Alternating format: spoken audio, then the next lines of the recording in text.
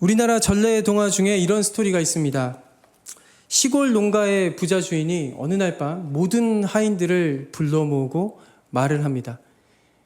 이제 약속한 기한이 되었네. 내일이 되면 자네들은 모두 자유의 몸일세. 제가 성대모사 같은 걸 잘 못하니까 그냥 이해하고 들어주세요. 네. 그리고 주인은 하인들에게 마지막 부탁을 합니다.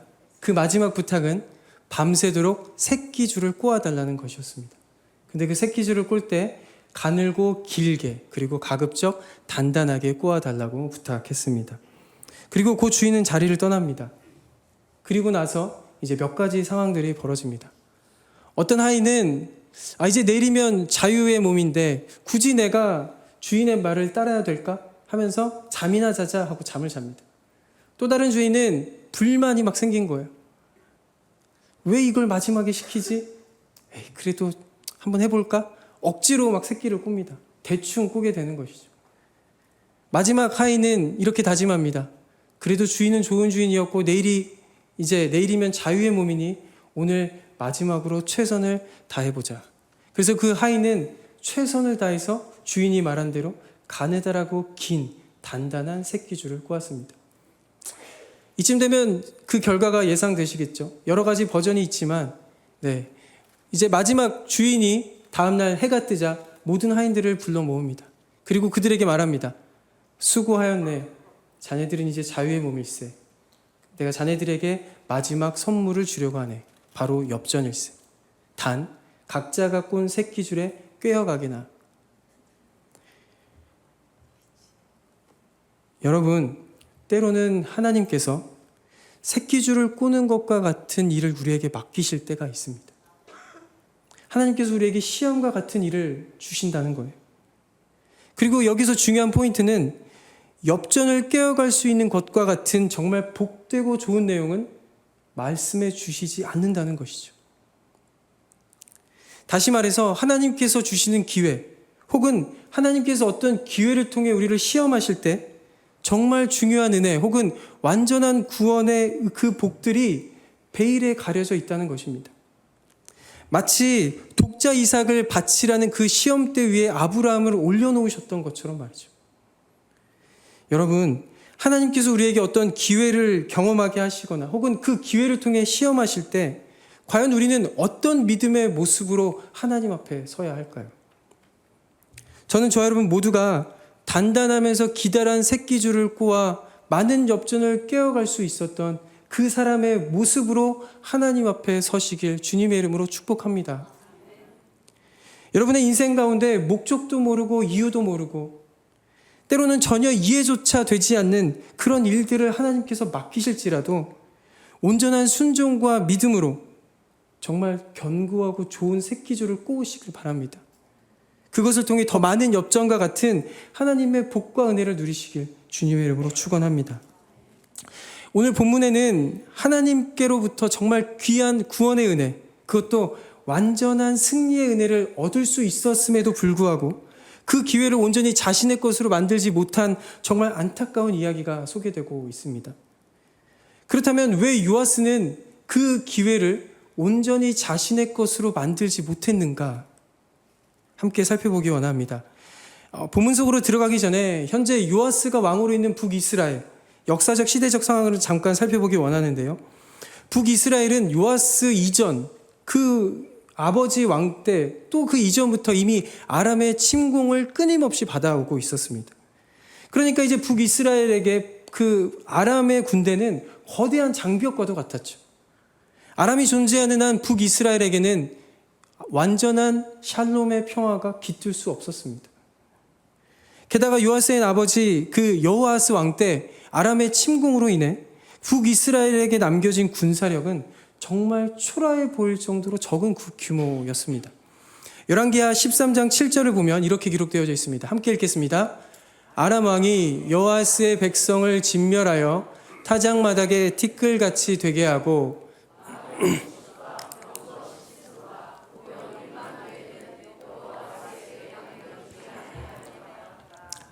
그러니까 이제 아람 국가의 역사 가운데 최소 10만은 기본으로 하는 그런 아람 군대에 비하면 지금 남겨진 이 북이스라엘 요아스가 보유한 군대의 그 숫자는 너무나도 보잘것없고 초라했던 것이죠. 그럼에도 불구하고 아람 국가는 북이스라엘을 완전히 점령하지 못했습니다. 왜냐하면 북이스라엘에는 하나님의 선지자 엘리사가 존재했기 때문이죠. 아람의 수많은 군사들과 마병들과 병거들은 단 한 명, 엘리사라는 존재 앞에 그저 무용지물이었습니다. 엘리사 한 사람이 북이스라엘의 최대 무기였고 전술이었으며 그 거대한 아람의 군대조차 쉽게 막아내는 절대적인 방패와도 같았죠. 이러한 역사적 시대적 상황 속에서 오늘 본문은 엘리사에 대한 변고를 전해들은 요아스가 엘리사를 찾아오는 것으로 시작됩니다. 이제 본문을 들어가면서 오늘 말씀을 통해 함께 나누고자 하는 첫 번째 내용은 하나님은 내 인생 가운데 어떤 존재로 계시는가입니다. 여러분, 하나님은 여러분들의 삶 가운데 어떤 분으로 혹은 어떤 존재로 존재하시나요?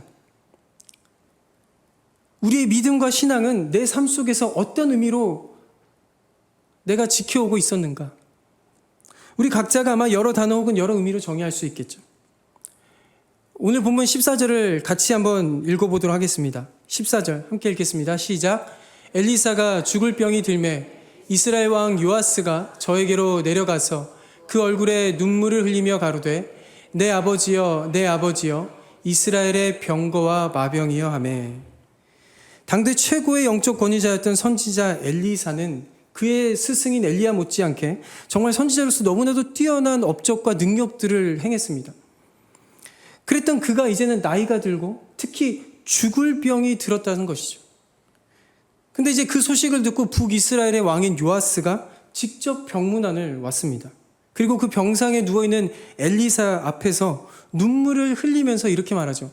내 아버지여 내 아버지여 이스라엘의 병거와 마병이요. 사실 이 요아스의 말은 하늘로 승천하는 엘리야를 향해 외쳤던 그 제자 엘리사의 정말 간절한 영적인 외침이었습니다. 그것은 단순히 엘리야의 능력만을 바라보고 외쳤던 외침이 아니었습니다. 스승인 엘리야가 선지자로서 걸었던 그 길을 나도 걷겠다는 굳은 의지가 담겨 있었고, 또한 엘리야가 믿었던 하나님, 그를 보호하시고 지키셨던 그 하나님이 이제는 나의 하나님이 되어주시기를 정말 절실하게 바랬던 것입니다. 엘리사는 지금 그런 절실한 믿음과 간절한 마음으로 스승인 엘리야를 향해 목 놓아 외쳤던 것이죠. 그런데 지금 본문 가운데 요아스는 엘리사가 그 스승 엘리야에게 했던 말을 가져와서 마치 자신이 엘리사처럼 그 스승을 따랐던 것처럼 그렇게 말하고 있는 것입니다. 그리고 죽을 병인 엘리야를 향해서 또 마치 자기가 애통해하는 것처럼 그렇게 눈물을 흘리고 있죠.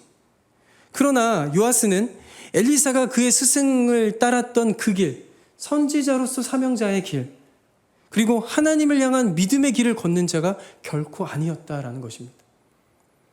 그렇다면 오늘 14절에 기록된 장면, 죽을 병에 걸려있는 그 누워있는 엘리사 앞에서 눈물을 흘리며 그를 애타게 부르는 그 요아스의 모습을 통해 우리는 무엇을 깨달아야 하는가? 요아스에 대해서 잠깐 알아보기 원하는데요. 그에 대한 평가는 앞선 11절에 이미 이렇게 기록되어 있습니다. 여호와 보시기에 악을 행하여 이스라엘로 범죄케 한 느밧의 아들 여로보암의 모든 죄에서 떠나지 아니하고 조차 행하였더라. 이 말씀을 통해서 알 수 있는 사실은요, 요아스가 우상을 섬김으로 죄 가운데 있었다는 것입니다. 이것은 곧 요아스가 하나님을 믿지 않고 하나님을 의지하지 않았음을 의미합니다. 요아스가 의지했던 존재는 하나님이 아니라 우상이었던 것이죠. 다시 말해서 그의 삶 가운데 그가 왕위에 있는 동안 그에게 하나님은 전혀 존재하지 않았다라는 뜻입니다. 그런 그가 하나님의 사람 엘리사 앞에서 그의 병고를 슬퍼하면서 눈물을 흘리고 그를 아버지라고 부르면서 그를 향해 아버지여 또 이스라엘의 병거와 마병이여 라고 그렇게 말하는 것은 사실 어불성설인 거예요. 평소에 자신은 우상을 따르고 섬기면서 자신의 삶에 하나님은 전혀 존재하지 않는 것처럼 하나님을 단 한 번도 찾지 않으면서 마치 자신은 하나님을 의지하는 것처럼, 그리고 선지자 그 엘리사의 영적인 그 계보를 나도 이으려고 하는 것처럼 그렇게 말하고 있는 것입니다. 그러니까 엘리사 앞에서 흘리고 있는 이 요아스의 눈물은 엘리사를 위한 애도도 아니었고 영적인 믿음이나 사명을 위한 외침도 아니었다라는 것이죠. 게다가 이제 엘리사가 죽음을 맞이하게 된다면 요아스는 아람 군대로부터 자신을 지켜줄 존재가 완전히 사라지게 되는 것이었습니다. 요아스의 눈물은 엘리사를 위한 것이 아니라 실상은 자신의 왕위 또 자신의 안위 때문에 흘리고 있었던 것이죠. 그러므로 요아스에게 있어서 엘리사의 병고는 적군으로부터 공격을 받았을 때 그의 마지막 최후의 방어선이 무너지는 것과 같았던 것입니다. 요아스에게 있어서 엘리사의 존재는 그저 자신의 왕위를 지키기 위한 하나의 수단에 불과했던 것이죠. 적군으로부터 위험의 소식이 찾아왔을 때, 적군이 몰려왔을 때 그때에만 엘리사를 찾았습니다. 요아스에게 엘리사는 하나님의 말씀을 듣는 통로가 아니었다라는 것이죠. 요아스는 하나님과 엘리사를 아람의 침공으로부터 북이스라엘과 자신을 지키려는 일종의 방어선 정도로만 그렇게 세워놓고 살았던 것입니다. 저는 말씀을 묵상하고 설교를 준비하면서 요아스의 모습에서 저의 모습을 발견했습니다. 여러분은 어떠신가요? 내 삶이 조금 편안해지고 조금 건강해지고 가정에 조금 평안이 찾아오고 직장과 사업의 일이 잘 풀리면 그때 하나님은 찾지 않습니다. 그렇게 내 삶에 하나님이 존재하지 않기 때문에 당연히 내 믿음과 신앙은 안중에도 없이 살아갑니다. 하나님의 말씀은 전혀 들으려 하지 않고 하나님 앞에 나아가지 않고 세상의 가치에 환호하며 따르고 세상의 유행에 긍정적으로 반응하며 살아갑니다. 그러다 내 삶에 고난과 문제가 찾아오고 또 위기가 찾아올 때 그때 우리는 하나님을 찾는 것은 아닌가? 여러분, 하나님을 언제 찾으시나요? 언제 하나님 앞으로 나아가시나요? 하나님, 그분의 존재를 그저 세상으로부터 오는 고난과 문제를 막는 방어선 정도로만 내가 세워두고 살고 있지는 않는가? 우리의 믿음과 신앙이 우리의 삶의 여러 걱정과 문제들을 막아주는 일종의 방어선 정도로만 그렇게 구축되어 있지는 않는가? 그렇다면 내 모습에서 만약에 요아스의 모습을 본다면 우리는 어떻게 해야 할까요? 요아스와 대조되는 성경 인물 한 사람을 소개하기 원하는데요. 사무엘하 5장에는 드디어 이제 온 이스라엘 온 지파의 왕으로서 기름 부음을 받는 다윗이 등장합니다. 그런데 이때 블레셋은 그들의 병력을 총동원하여 다윗 한 사람을 치러 옵니다. 그러면 왜 이때 블레셋이 다윗을 치러 왔는가? 다윗이 이제 이스라엘 온 지파의 왕이 되었지만 그들의 예전부터 다윗은 그들의 철천지 원수였죠. 그리고 다윗의 왕권이 더 확고하게 세워지기 전에 이스라엘 온 지파가 더 하나로 세워지기 전에 그 전에 그 틈새를 공략하여 다윗을 치러 옵니다. 그리고 다윗에게는 또 여전히 그 이스라엘 민족 가운데 장애물이 있었죠. 선대왕 사울을 따랐던 그들의 지파들 모두 다는 아니겠지만 여전히 다윗에 대한 의구심과 불만이 있었을지도 몰라요. 사무엘하 5장 18절에 보면 이렇게 기록되어져 있습니다. 블레셋 사람이 이미 이르러 르바임 골짜기에 편만한지라. 르바임 골짜기, 당시 엄청나게 크고 넓고 깊은 평야와 같은 골짜기입니다. 그 골짜기에 블레셋의 군대가 가득 채워져 있었다라는 것이죠. 지금 이 상황 가운데 다윗이 이스라엘 온 지파의 병력을 총동원하여 싸울 시간도 없고 총동원하여 싸운다고 해도 질 수밖에 없는 형국이었습니다. 다윗은 꼼짝없이 죽을 위기에 처했던 것이었죠. 그 순간 다윗은 무엇을 했을까요? 17절 후반부에 이렇게 기록되어져 있습니다. 다윗이 듣고 요새처로 나가니라.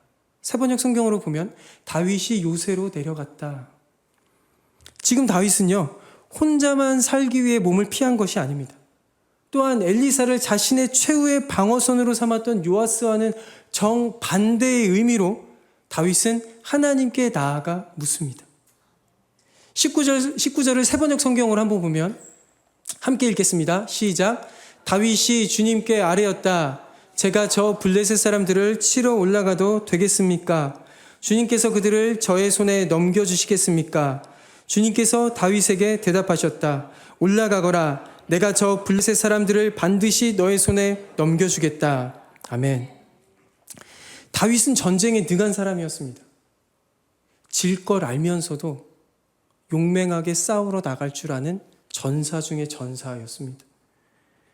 게다가 이스라엘 온 지파의 왕으로서 이전보다 더 많은 군사력을 움직일 수도 있었습니다. 그러나 다윗은 하나님께 나아가 묻습니다. 다윗은 위기의 순간에도 하나님을 찾았지만 그의 전 인생에 있어서 언제나 하나님을 찾았습니다. 단순히 왕이 되고 싶었던 자신의 욕망이나 목표가 중심이 아니었고 오직 하나님만이 그 인생의 중심에 있었고 그렇게 하나님을 따랐던 자였습니다. 그랬던 그가 고백하죠. 여호와는 나의 목자시니 내게 부족함이 없으리로다. 아멘. 이제 20절을 보면 이런 말씀이 있습니다. 다윗이 바알브라심에 이르러 거기서 저희를 치고 가로되 함께 읽겠습니다. 여호와께서 물을 흩음같이 내 앞에서 내 대적을 흩으셨다 하므로 그곳 이름을 바알브라심이라 칭하니라. 아멘. 전 인생에 하나님을 따랐던 다윗, 위기의 순간에도 지체하지 않고 하나님께 나아갔던 다윗은 하나님의 역사하심을 경험합니다. 하나님께서 다윗에게 말씀 그대로 바알브라심의 역사를 경험케 하셨습니다. 언제나 하나님 앞에 나아가는 자는 하나님께서 대적들을 모두 흩으시는 그 바알브라심의 역사를 경험하게 되는 줄 믿습니다. 저는 저와 여러분들 모두가 우리의 남은 인생 가운데 이 하나님께서 친히 역사하시는 우리의 목전 앞에서 우리의 대적들을 흩으시는 그 바알브라심의 역사를 경험하시길 축복합니다. 여러분, 하나님을 내 삶의 그저 최후 마지막 방어선으로 두는 것이 아니라 하나님을 내 삶의 중심으로 모시고 하나님과 동행하는 삶이 되어야 할 줄 믿습니다. 나 중심의 신앙생활이 아니라 하나님 중심의 믿음 생활로 바뀌어야 하는 것이죠. 저는 저와 여러분 모두가 필요할 때만 하나님을 찾는 요아스와 같은 신앙이 아니라 하나님이 내 모든 것의 중심, 그분을 목자로 삼아 언제나 그분을 따라가는 다윗과 같은 믿음의 사람들 되시길, 그래서 바알브라심의 그 역사를 경험하시길 주님의 이름으로 축원합니다. 본문 가운데 15절에서 엘리사는 이제 요아스에게 활과 화살을 가져오라고 말합니다. 이어지는 16절 함께 읽도록 하겠습니다. 함께 읽겠습니다. 시작. 또 이스라엘 왕에게 이르되 왕의 손으로 활을 잡으소서. 곧 손으로 잡음에 엘리사가 자기 손으로 왕의 손을 안차라고. 16절에서는 활을 잡은 요아스의 손에 자신의 손을 얹고 엘리사가 기도합니다.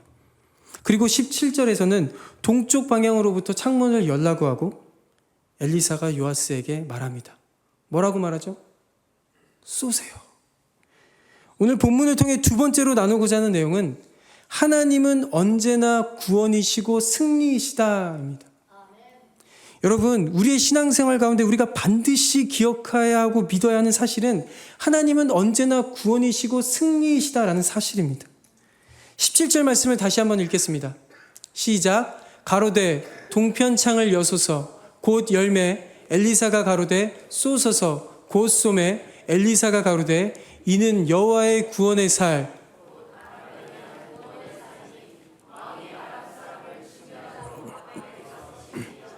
아멘. 먼저 엘리사가 동쪽 방향의 창문을 열라고 한 이유는 무엇일까요? 동서남북 4개 다 있는데 왜 하필 동쪽일까? 당시 이스라엘 동쪽에 아람 군대가 위치해 있었기 때문입니다. 지금 엘리사는 요아스에게 동쪽 창문을 향해 화살을 쏘라고 지시하면서 마지막으로 이렇게 말하죠. 이는 여호와의 구원의 살, 아람에 대한 구원의 살이니. 세번역 성경으로 보면요, 주님의 승리의 화살입니다. 시리아를 이길 승리의 화살입니다. 그러므로 동쪽을 향해 활 시위를 당겨서 활을 쏘는 행위는 하나님의 심판이 아람에 임한다는 것이고 하나님께서 북이스라엘을 아람의 손에서 건지시고 그들에게 승리를 주신다는 것입니다. 그런데 여기서 우리가 주목해야 할 포인트는 사실 아까 전에도 말했지만 요아스는 하나님이 아닌 우상을 섬기고 따르는 자였다는 것이죠. 북이스라엘의 많은 백성들도 마찬가지였습니다. 게다가 요아스는 자신이 필요할 때에만 엘리사를 찾았습니다. 그가 하나님을 직접 찾은 것도 아니에요. 그의 인생에 있어서 하나님은 전혀 존재하지 않았습니다. 다윗의 모습, 다윗의 믿음과는 전혀 반대였죠. 그럼에도 불구하고 정말 감사한 것은 하나님께서 지금 엘리사를 통해서 요아스에게 구원을 허락해 주시고 승리를 주신다는 것입니다. 다시 말해서 죄인일지라도 회개하며 하나님께 나아가는 자는 구원이 허락되고 승리가 보장된다는 것입니다. 그러나 때로는 우리가 갖게 되는 죄책감, 또 연약함, 또 실패감, 이런 것들로 인해 하나님께 기꺼이 나아가고 싶어도 나아가지 못할 때가 있다는 것이죠. 나는 여전히 믿음이 부족한데 어떡하나? 나는 또 넘어졌는데 어쩌지? 나는 또 실패했는데 이제 나에게 아무런 희망이 없나? 여러분, 그런데요, 하나님께 나아가지 않는다면 우리는 결코 하나님의 구원의 은혜와 승리의 은혜를 경험할 수 없다라는 것입니다. 성경에는 정말 무수히 많은 인물들이 등장합니다. 그 중에는 평생의 믿음으로 승리한 사람도 있지만 또 때로는 죄로 넘어지고 실패를 맛보는 사람들도 있죠. 중요한 것은 죄로 인해 넘어지고 실패하기도 하지만 그럼에도 불구하고 하나님께서는 그분을 바라고 믿는 자들에게, 또 하나님을 찾는 자들에게, 회개하는 자들에게 반드시 구원을 또 허락하신다는 것입니다. 우리가 반드시 기억해야 하는 사실은 그럼에도 불구하고 하나님 앞으로 나아가라입니다. 그럼에도 불구하고 하나님께 구원을 구하고 하나님을 통한 승리를 구해야 한다는 것입니다. 그런데 사실 요아스는 그러지 않았다는 것이죠. 하나님께서 주시지만 요아스는 더 그러지 못했다라는 것입니다. 하나님이 아닌 엘리사라는 사람 앞에 나아갔던 것이죠. 성경 말씀 두 곳을 함께 읽어보기 원합니다. 신명기 4장 31절인데요. 함께 읽겠습니다. 시작. 그가 너를 버리지 아니하시며 너를 멸하지 아니하시며 내 열조에게 맹세하신 언약을 잊지 아니하시리라. 또 읽어보기 원하는데요. 시편 103편 8절 9절 10절입니다. 시작. 여호와는 자비로우시며 은혜로우시며 노하기를 더디하시며 인자하심이 풍부하시도다. 항상 경책치 아니하시며 노를 영원히 품지 아니하시리로다. 처치하지 아니하시며 우리의 죄악을 따라 갚지 아니하셨으니. 아멘. 하나님은 우리에게 언제나 자비를 베푸시는 줄 믿습니다. 사랑하는 여러분, 믿음으로 하나님 앞에 나아가시길 바랍니다. 믿음으로 하나님께 구원을 구하시길 바라고요. 믿음으로 하나님께서 주시는 그 승리를 쟁취하시길 바랍니다. 저는 지금 우리가 죄를 막 지어도 된다고 말하고 있는 것이 아니에요. 우리가 언제나 죄를 이기면 얼마나 좋을까요? 그러나 우리는 연약한 죄인이고 죄성이 있기 때문에 또 매번 넘어질 수 있기 때문이라는 것이죠. 간절히 소망하기는 저와 여러분 모두가 먼저는 늘 성령 충만을 구하시길 바랍니다. 그 성령 충만함으로 죄 가운데 승리하시길 축복하고, 그러나 우리가 혹시 넘어졌다면, 또 실패했다면 우리에게 말씀하시는 대로 자비의, 은혜의 그 사랑의 하나님을 기억하셔서 그럼에도 불구하고 하나님 앞으로 또 나아가시길 바랍니다. 사람이 아니에요. 하나님 앞으로 나아가셔야 합니다. 그렇게 하나님께서 베풀어 주시는 구원의 은혜와 승리의 은혜를 경험하시길 주님의 이름으로 축원합니다. 비록 이제 동쪽을 향해 활을 쏘는 행위는 어쩌면 상징적인 행위일 뿐입니다. 그러나 하나님께서는 그것을 통해 요아스에게 구원과 승리를 보장해 주십니다. 이어서 18절 다시 한번 함께 읽겠습니다. 시작. 또 가로되 살들을 취하소서. 곧 취함에 엘리사가 또 이스라엘 왕에게 이르되 땅을 치소서. 이에 3번 치고 그친지라. 오늘 본문을 통해 세 번째로 나누고자 하는 내용은 간절함으로 하나님께 나아가라입니다. 우리가 아까 전에 인사했죠. 하나님 앞으로 간절함으로 나아갑시다. 17절에서 요아스는 엘리사의 지시대로 동쪽 창문을 열고 화살을 쏘았습니다. 그리고 이어서 18절에서 엘리사가 요아스에게 화살을 잡으라고 하고 그에게 말합니다.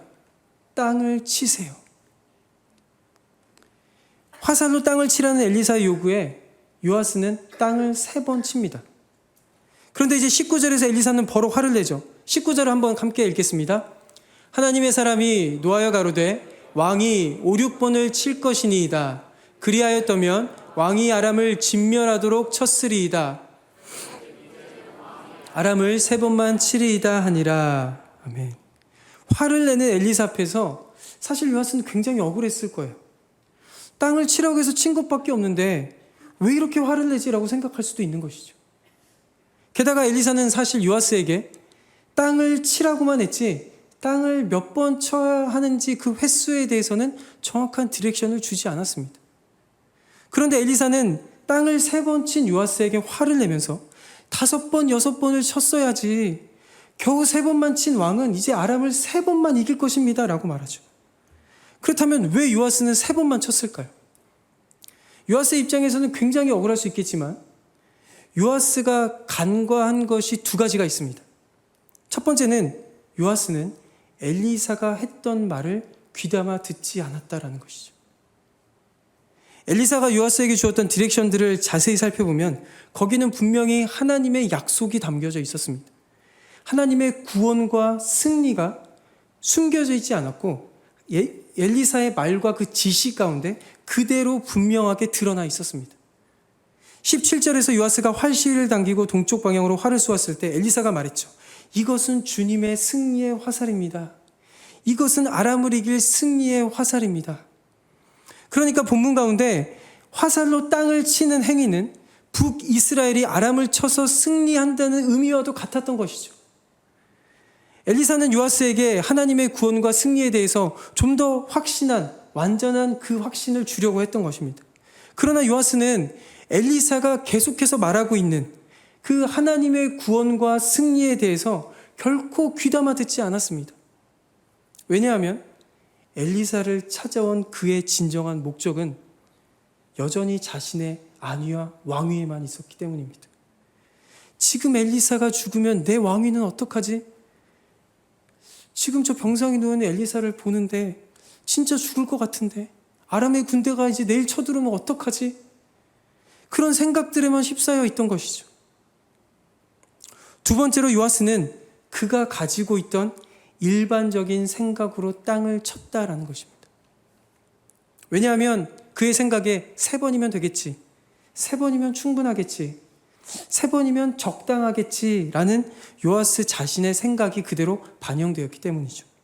그러면 왜 요아스는 그렇게 생각했을까요? 그것은 당시 이스라엘 사람들에게 3이라는 숫자가 완전을 상징하였기 때문입니다. 그러니까 엘리사가 화살로 땅을 치라고 했을 때 요아스는 분명히 고민했다라는 거예요. 땅을 치라고 하는데 몇 번을 치지?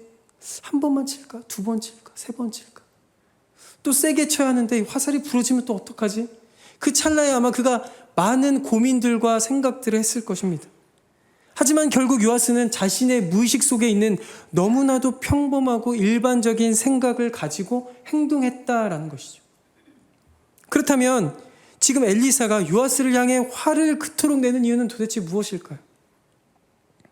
엘리사가 분명히 그 화살은 여호와의 구원의 화살입니다, 승리의 화살입니다 라고 알려주었는데도 불구하고 하나님의 구원을 상징하는 그 화살로 땅을 치라고 했을 때 요아스는 그저 적당히 3번만 치고 그쳤기 때문입니다.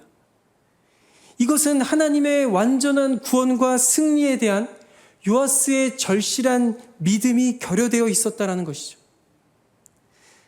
사실 우리 인간의 어떤 행위나 노력의 그 크고 작음이 하나님의 능력을 결코 제한할 수 없습니다.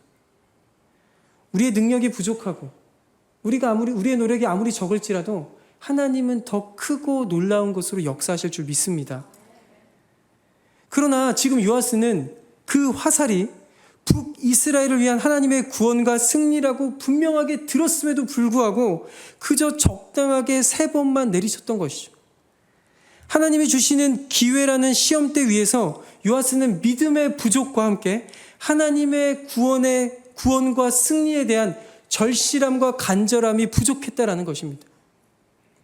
만약 요아스가 정말 왕으로서 북이스라엘을 위하고 그가 하나님의 구원과 승리를 정말 절실하게 간절하게 원했다면 아마도 요아스는 그 화살이 여호와의 구원이요 승리라는 말을 들었을 때, 그리고 또 땅을 치라는 말을 들었을 때 화살이 부러지도록 내리치던지, 아니면 엘리사가 됐습니다 그만 좀 치세요라고 할 때까지 아마 내리쳤을 거예요.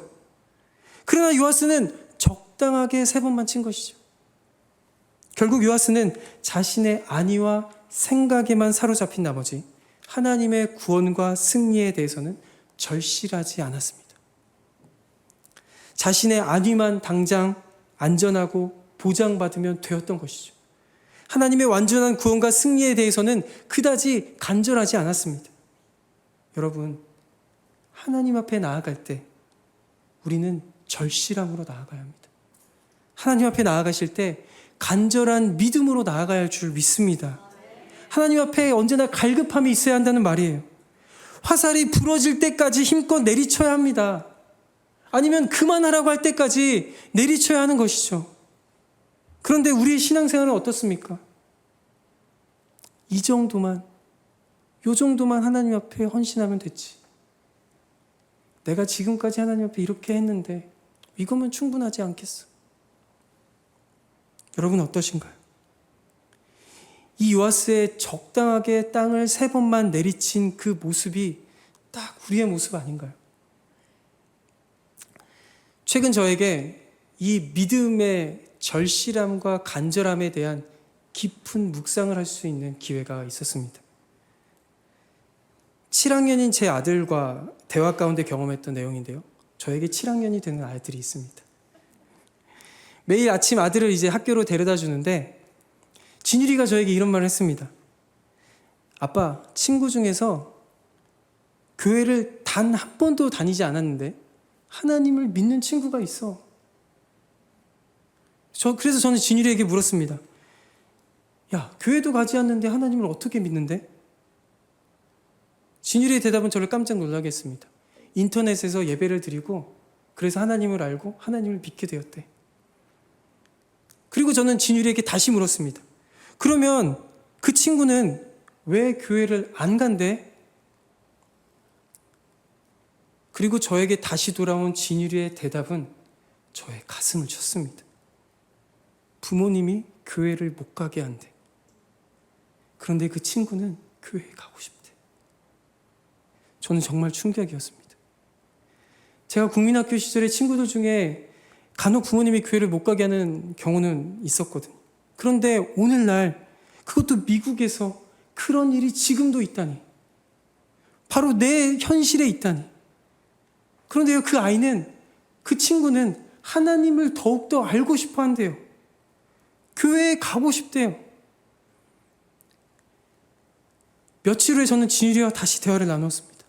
우리가 하나님께 마음껏 예배하고 우리가 교회 마음껏 다닐 수 있는 것이 정말 가장 큰 축복이구나. 우리 그 친구를 위해서 함께 기도해 주자. 여러분, 인터넷을 통해서 하나님을 알고 믿게 된 그 친구가 정말 얼마나 절실하게 교회에 가고 싶어 할까요? 그 친구가 얼마나 간절하게 하나님 앞에 나아가고 싶어 할까요? 물론 장소가 중요한 것은 아닙니다. 그러나 미국이라는 공간적 장소, 또 우리가 지금 살고 있는 오늘이라는 시대적 상황 가운데 너무나도 안타깝고 또 안타까운 상황이 아닐 수 없는 것이죠. 여러분, 오늘 주일 교회 오실 때 간절한 마음으로 하나님 앞에 나오셨나요? 주일 예배를 사모하는 간절한 마음, 하나님 말씀에 대한 갈급한 마음, 하나님을 찬양하고 싶은 간절한 영적인 외침, 하나님 내 기도에 응답해 주시오라는 절실한 믿음의 외침 말이죠. 하나님 오늘 저를 반드시 만나 주셔야 합니다. 예배 가운데 반드시 임재하시고 하나님 샬롬의 은혜를 저에게 부어 주시옵소서. 그런 절실함이 우리 가운데 있냐는 말이에요. 여러분, 하나님을 향하여 이렇게 간절하고 절실한 영적 갈급함이 있으신가요? 일주일 동안 오늘 주일 단 한 번의 예배를 참석하고 드릴지라도 하나님 지금 저의 예배를 받아주시옵소서. 하나님 지금 이 시간 은혜를 부어주시옵소서라는 절실함과 간절함이 있어야 할 줄 믿습니다. 저는 저와 여러분 모두가 하나님 앞에 간절한 믿음, 절실한 믿음으로 나아가시길 바라고, 그것을 통해 하나님께서 주시는 완전한 구원과 완전한 그 승리의 은혜를 삶 가운데 경험하시길 주님의 이름으로 축원합니다. 마지막으로 한 가지 더 나누고 싶은 내용이 있습니다. 지금 본문 가운데 병상에 누워있는 엘리사의 모습입니다. 과연 사명자의 길은 어떤 길인가? 그리고 사명자는 어떤 모습으로 마지막까지 서야 하는가? 엘리사는 엘리야의 뒤를 이어 갑절의 영감을 받았던 선지자였습니다. 엘리야 못지않게 하나님의 능력을 정말 많이 행했죠. 북이스라엘이 위기에 처할 때마다 홀로 아람의 군대를 맞서 싸웠습니다. 사람들이 배고플 때 하나님의 능력으로 배고픔을 해결해 주었고요. 죽은 아이가 있을 때는 하나님의 능력으로 그 생명을 살리기도 했습니다. 그랬던 그가, 그 능력의 선지자였던 그가 죽을 병에 걸려 죽음을 눈앞에 두고 있습니다. 여러분, 이것이 별로 의아해하지 않으신가요? 저는 말씀 가운데 엘리사를 묵상하면서 이런 생각이 들었습니다. 내가 만약에 엘리사라면, 그렇게 많은 기적을 행하고 하나님의 뜻대로 살았는데 죽을 병에 걸려 병상에 누워있는 모습이 마지막 나의 모습이라면 과연 나는 끝까지 하나님 앞에서 주신 사명을 감당할 수 있을까? 내 믿음을 온전히 하나님 앞에 드릴 수 있을까? 마음은 예스라고 하고 싶지만 그러지 못했습니다. 엘리사는요, 그의 스승 엘리야가 하나님의 부름을 받고 죽음을 보지 않고 불말과 불병과 함께 하늘로 승천하는 것을 직접 목도한 사람입니다. 그리고 수많은 기적과 능력을 행했던 그가 어쩌면 그의 마지막도 저 스승 엘리야와 같은 모습이 나의 삶 가운데 마지막에 있으면 얼마나 좋았을까? 그렇게 생각할 수도 있지 않았을까라는 생각을 해봅니다. 그런데 지금 본문 가운데 정작 그 자신은 나이가 들어 힘이 없어 누워있는 것이 아니라 안타깝게도 죽을 병에 걸려 누워 있습니다. 하지만 그럼에도 불구하고 엘리사는 끝까지 하나님께서 주신 사명을 묵묵히 감당하고 있습니다. 이것이 사명자의 모습입니다. 하나님을 믿지 않는 요아스가 찾아왔을 때 제가 만약에 엘리사였다면 문전박대했을 거예요. 하나님의 구원을 선포하는 대신 막말을 퍼붓고 질책을 했을 거예요.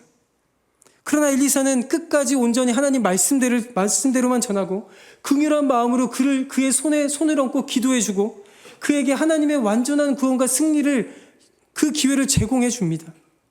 여러분, 엘리사야말로 진정으로 일평생에 하나님을 의뢰하고 따랐던 자였다라는 것을 우리가 다시 한 번 더 깊이 묵상해야 합니다. 저는 저 여러분 모두가 하나님께서 주신 직분자로, 사명자로 그 길을 걸어갈 때 우리의 마지막이 내 생각과 다를지라도 그럼에도 불구하고 끝까지 믿음으로 하나님께 순종하며 정말 복된 강한 믿음으로 서는 복된 사명자들이 되기를 주님의 이름으로 축원합니다. 우리 다 같이 자리에서 일어나셔서 믿음으로 결단하며 찬양하겠습니다.